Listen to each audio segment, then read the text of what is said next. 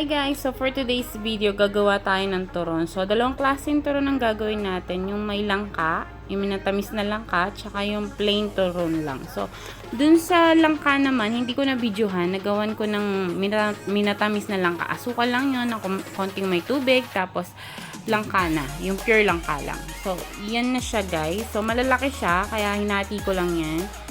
So, yan, napakasarap niyan guys na almusal, merienda, kahit na tanghalian, pwede yan. So, nasa inyo kung paano nyo siya kakainin. So, para sa Pinoy, merienda yan. So, syempre ang mga ricado, meron tayo ditong saging na saba, hinag-hinag na, tsaka yung lumpia wrapper. So, ayan na nga yung langka kong minatamis, na linagyan ko lang ng asukal na brown, tsaka konting tubig. So, hindi ko yan guys na videohan. Kasi nakalimutan kong videohan siya. Ayan guys, binabalatan ko na yung saging. So malalaki nga siya, tulad ng sabi ko dun sa video. So hahatiin ko lang yan. Kasi kapag buo ko siyang ibinalot, hindi siya magkakasya dun sa pambalot.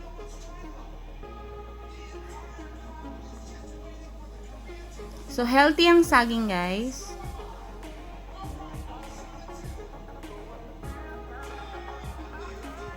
So, ayan, binalatan ko lang siya lahat guys para mabilis na lang mamaya pag binalot natin. So, ayan na nga. Kukuha na ako ng lumpia wrapper dyan. So, ibinalot ko na kasi simple lang naman yan. Yan yung walang langka. So, lalagyan nyo lang ng konting tubig para dumikit siya. Ayan, ulitin nyo lang. Ibabalot nyo lang din. Ayan, napakadali lang yan guys. So, pwede din to pang negosyo guys. Ang puhunan mo lang naman dyan is saging. Kung may tanim ka naman ng saging sa bakuran mo, so pwede mo na yung pagkakitaan. So, bibili ka lang ng lumpia wrapper. So, nabili ko lang na yan 20 pesos ata, 20 pieces. Nasa ganun.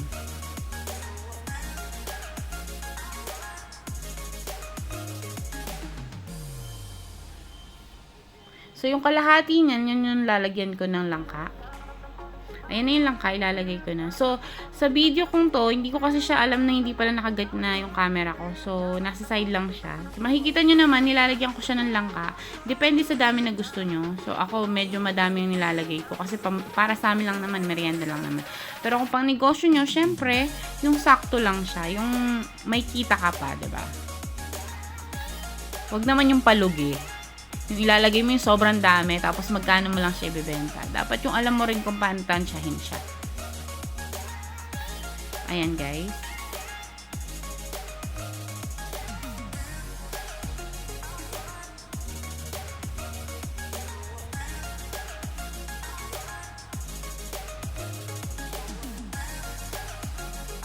So, ulit-ulit lang naman yung procedure.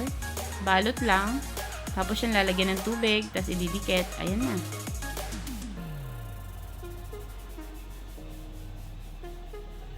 Kasi kung bibilin mo to na mahal siya. Kung sa SM supermarket, minsan bumibili ako doon dati hindi ko na alam ngayon. Dati 20 pesos isang ganyan. Ngayon di ko lang alam kung magkano.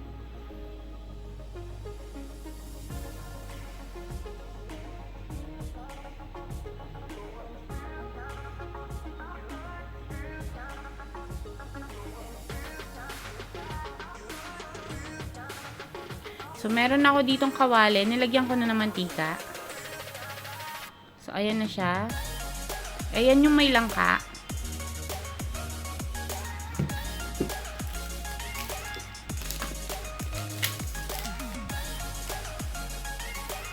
So, iprito nyo lang siya guys. Para mag light brown lang siya yung cover niya.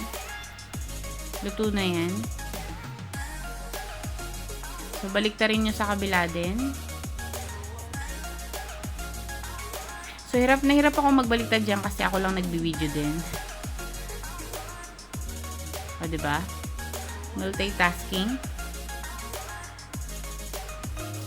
So, ingat-ingat lang sa mantika kasi minsan tumitilansik siya, minsan hindi naman.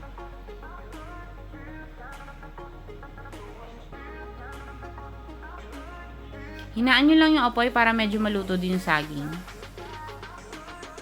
So, ayan, second batch na yung ginagawa ko.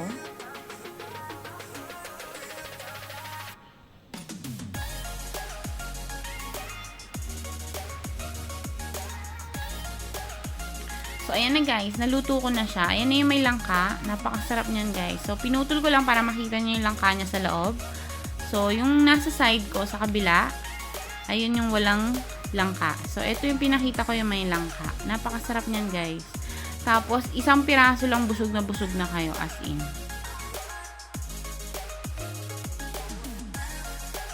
So, yun lang guys. Sana nagustuhan nyo ang aking video. So, please like and share to my YouTube channel and hit the notification bell for more video. Thank you for watching guys. Bye!